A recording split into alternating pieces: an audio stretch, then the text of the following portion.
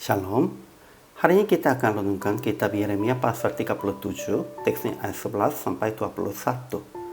Dan sudah dibagi dua paragrafnya. Paragraf yang pertama ayat 11 sampai 15. Ketika Yeremia keluar dari Yerusalem untuk pergi ke daerah Benyamin, dia ditangkap oleh Yeria sebab dia bersangkanya Yeremia mau menyeberang kepada orang Kasdim. Paragraf yang kedua ayat 16 sampai 21. Apabila Yeremia di dalam penjara, Zedekia bertanya kepada Yeremia tentang firman dari Tuhan. Dan Yeremia berkata lagi, engkau akan diserahkan ke dalam tangan Raja Babel. Kesimpulan hari ini, tentara Babel sebentar angkat kaki dari Yerusalem sebab mereka dengar tentara Firaun keluar untuk menolong Yahudanya. Ketika Yeremia keluar dari kota untuk mengurus pembagian warisannya, namun ditangkap oleh Yeria, seorang kepala jaganya. Dia bersangka Yeremia mau menyeberang kepada orang Kasdim. Maka Yeremia dipukul oleh pemuka-pemuka dan dimasukkan penjaranya. Tetapi kemudian hari Raja Zedekia mengambil Yeremia dengan diam-diam dan bertanya tentang firman dari Tuhan. Yeremia berkata lagi, engkau akan diserahkan ke dalam tangan Raja Babel. Ajaran tentang Allahnya. Pertama, Tuhan tetap berfirman kepada Yeremia bahwa Raja Zedekia akan diserahkan ke dalam tangan Raja Babel. Kedua, Tuhan tetap menyertai Yeremia supaya orang-orang tidak membunuh nabinya Yeremia. Itu di dalam situasi kita bisa mengertinya tentang itu.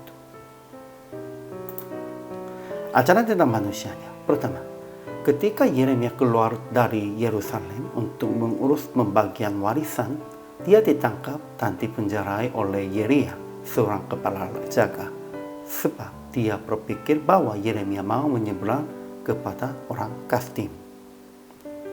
Kedua, Zedekia, Raja Yehuda, bertanya kepada Yeremia dengan diam-diam tentang firman dari Tuhan, dan telah mendengar akan dia diserahkan ke dalam tangan Raja Babel.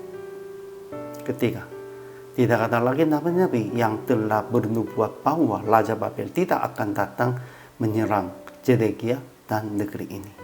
Memang, zaman itu Raja Zedekianya sudah mengerti ya Raja Yeremianya benar. Keempat, Yeremia tidak dikembalikan ke rumah Paditra Yonatan ini pada waktu itu penjaranya, melainkan ditahan di pelataran penjagaan di dalam istananya. Aplikasi hari ini. Pertama, jangan salah paham tentang perbuatan orang lain. Usaha supaya mendengar perkataan orang-orang dengan seksama. Ya, janganlah memahaminya yang salah. Kedua, tetap mencari kehendak Tuhan dan firman yang telah disampaikan untuk Anda. Pasti ada dan pasti bisa dengar, hanya tidak mau mendengar itu. Ketiga, menghargai hamba Tuhan yang memberitakan firman sesuai dengan kehendak Tuhan. Zedekia juga akhirnya menghargainya tentang Yeremianya.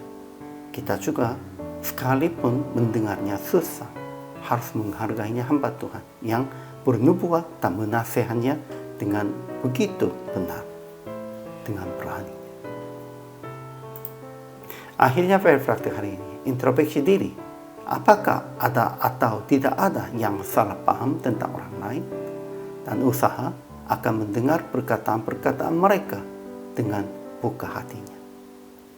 Apapun kita harus terbukanya telinga dan hatinya terhadap orang-orang lain dan terhadap Tuhan juga. Pada waktu itu, kita baru bisa memahaminya dengan benar dan berbuat dengan benar juga. Hari ini juga, selama melayani, Tuhan Yesus memberkati.